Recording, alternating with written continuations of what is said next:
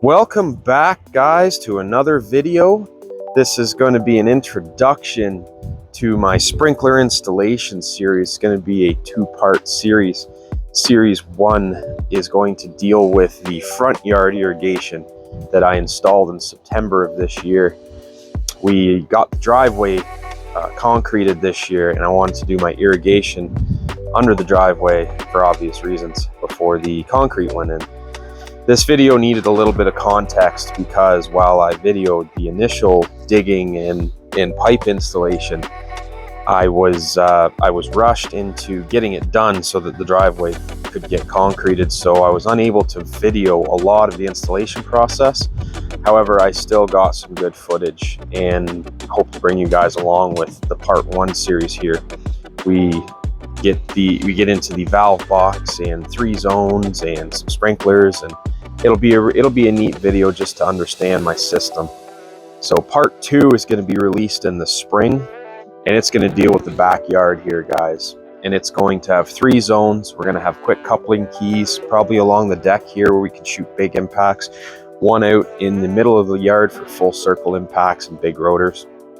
And so we're going to shoot that and film that in the spring.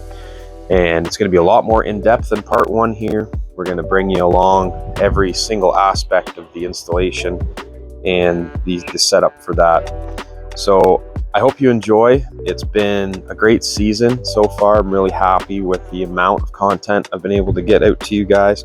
I still have a couple videos here to shoot. As you can see in the background, there's a couple sprinklers on that new stand that we built live a couple days ago. So I hope to get a couple more videos out for you guys this year, but we are getting down to the wire. It is only about 5 degrees Celsius today. It's supposed to be warmer next week, but then it's supposed to drop. So this is going to be one of the last videos probably to do with outside sprinkler stuff. And I'm really glad that you guys are here and are joining me for yet another sprinkler video. So like, share, thumbs up, subscribe. Tell your friends. If you know anybody else that likes this kind of stuff, get them onto it, because it's quite a community that we've built here, and we got to keep it going. So with that said, let's get into the video, and we'll see you guys in the next live.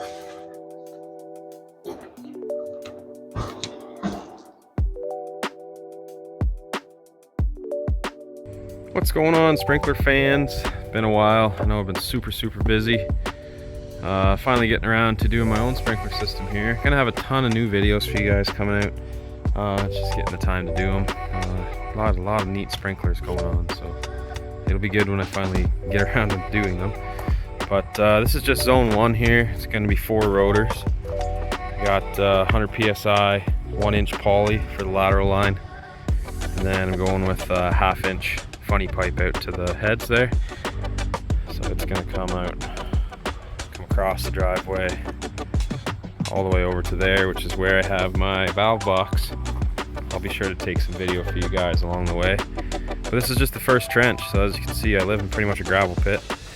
Tons and tons of big rocks underneath there. So this is zone 1, 4 rotors. We're going with a Weathermatic Turbo 3 sprinkler. So I'll get one of those out for you guys and show you what it's all about.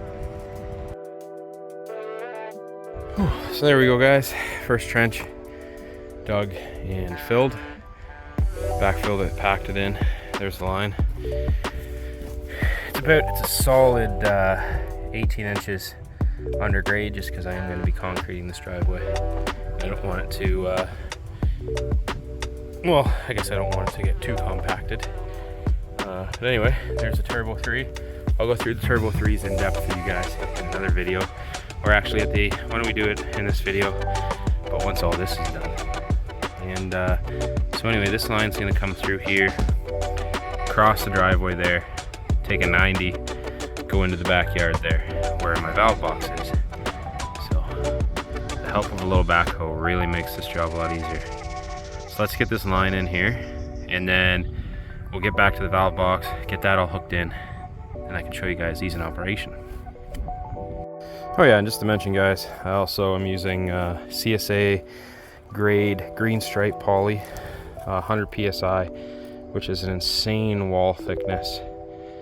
for under the driveway here, so it stands up to rocks, gravel, pressure, abrasion, all that stuff. Just to give you guys a comparison, there's the 100 psi.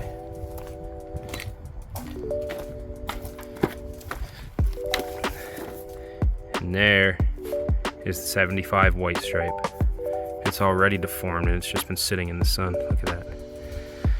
So if you guys want to ever do this and you're going under gravel or driveway, or you have a really coarse aggregate that you're running your lines through, just don't cheap out. Get the green stripe. It'll save you in the long run. All right, and after that front zone over there, we got our side yard zone. So 3 zones in the front.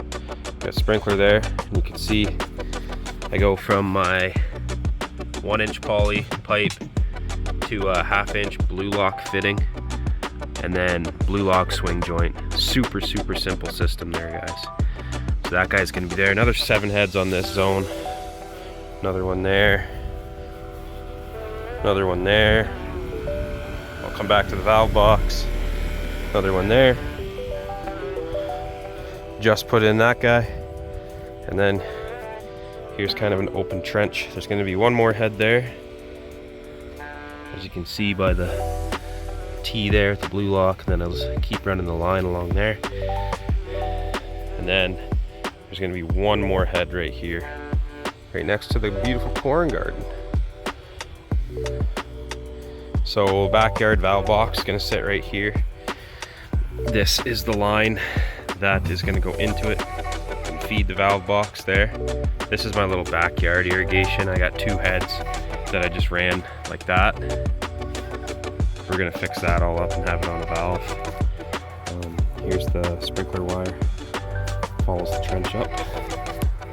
So let's go back to the valve box and I'll show you guys all about that. And then we'll finish this zone up, flush it, put some nozzles in it, and you guys can join me for the ride of the first test. Okay, so here's a in-depth view of the valve box here for you guys. So we have our main water line coming here. This is all 1-inch schedule 40 PVC. It just kind of does a little loop there for space. Main shutoff valve right here, guys. Very important to have a shutoff valve. Just isolates everything really nicely. You don't have to run back inside if anything happens. Down the bottom there is where we have our 3 zones. So zone 1, zone 2, zone 3. Zone 3 is the guy we're working on right now.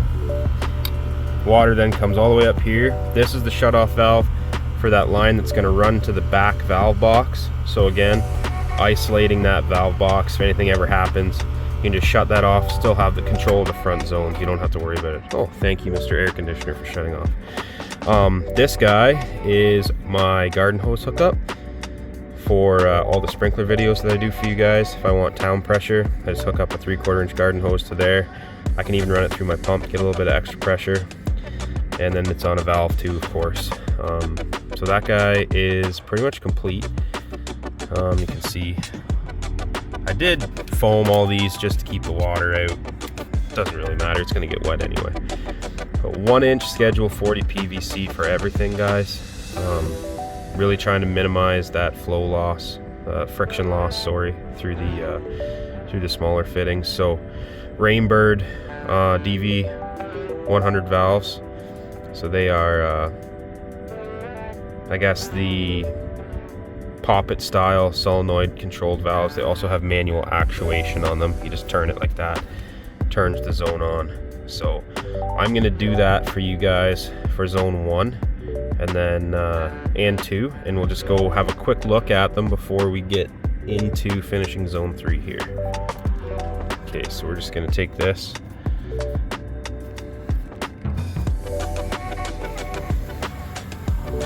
Alright guys, so there's zone 1 putting in work, laying down the water. I run it for 5 minutes every few hours right now just to keep this new grass seed moist. We're getting crazy warm temperatures for the beginning of October here, so it's really important to keep that grass seed moist. So again, Rainbird 5000 plus heads, stainless steel. And these are the low angle nozzles, guys, so they don't shoot so far into the hedge.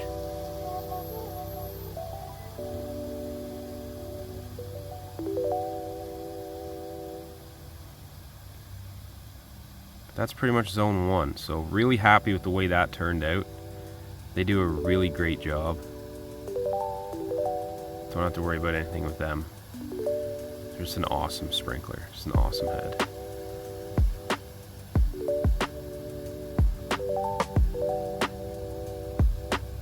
So let this guy finish up, we'll move over to zone 2, and then we'll get working on that last zone, flush it out, and get some sprinkler nozzles installed.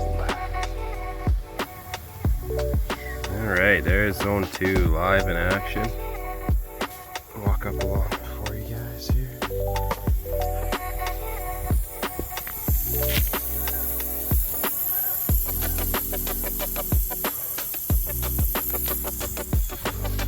MP 1000 heads.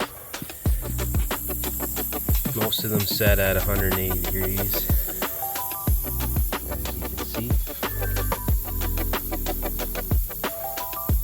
So there's 7 heads on this zone, and these are all SAM PRS 30 heads. In retrospect, I should have gone with the SAM 45 heads, just because 45 PSI is a little better for these rotator nozzles, but I don't have them turned up all the way anyway. So they do just fine on 30 PSI. So we're gonna put MP 2000s in all these heads. Just get a little bit of extra distance out of them. But put you guys on the stand here. We'll probably do a little bit of time lapse and get this last zone installed. All right, here we go.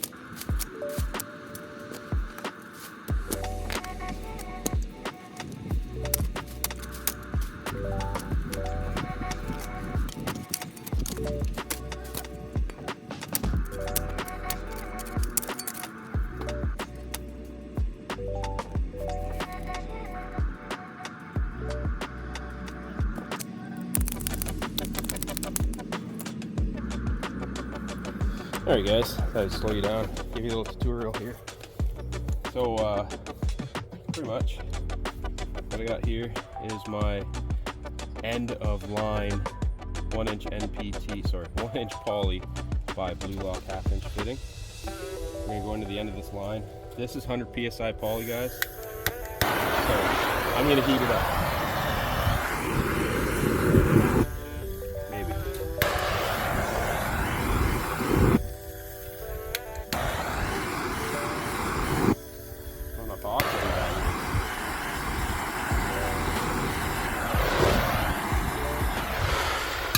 Don't need to heat it up very much, guys. Just enough to make it expand.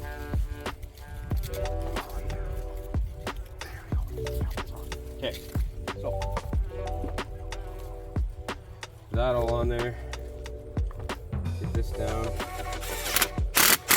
Those don't have to be very tight. They're just there to obviously stop from popping off under extreme pressure scenarios. So now that's on, we're going to prep our sprinkler, Rainbird 1800 swing joint. These don't have to be cranked really tight, hand tight is fine. That's plenty, guys. So we want the head to sit right about there. It's pretty much at grade right now. Got our little piece of 1/2-inch Blue Lock. Press that in there. Make sure our line's kind of where we want it to be. Measure it up, guys.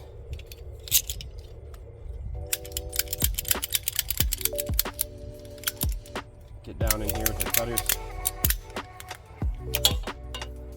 Blue Lock sprinkler. That's all there is to it, guys. Super simple. We'll get this all backfilled. Turn it on. This is the last head in the zone. Flush out all the lines, and then we'll put our MP2000 nozzles in.